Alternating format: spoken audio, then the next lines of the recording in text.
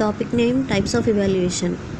Evaluation is categorized into 4 types. They are formative evaluation, summative evaluation, diagnostic evaluation, prognostic evaluation.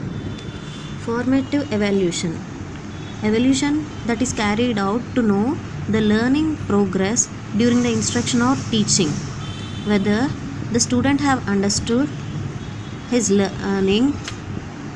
The teacher will be conducting slip test, unit test, assignments, seminars, oral test, quiz, etc.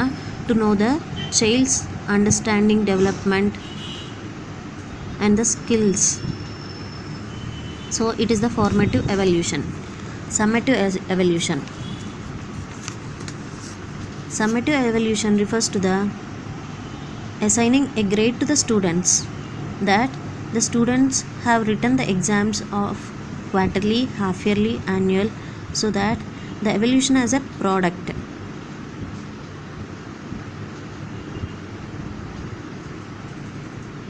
The students will be given grades from these examinations, so it is known as summative evaluation.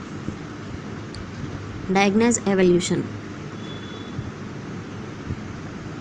The main aim of a diagnosis evaluation is to identify the deficiencies and weaknesses of the people in a particular concept, unit, branch, etc. so that to know whether the student is ready to learn or he has some weakness in learning. To know it is known as diagnosis evaluation. This diagnosis test will reveal whether the student is weak or he is able to understand the class. To know, this is known as diagnostic test.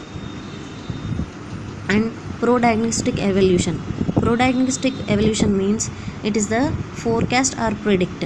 This type of evaluation will be predicted to assess the background skills and the abilities for the success in a particular subject, and to know the beginning of knowledge, the aptitude and interest of the students in a particular field of their choice.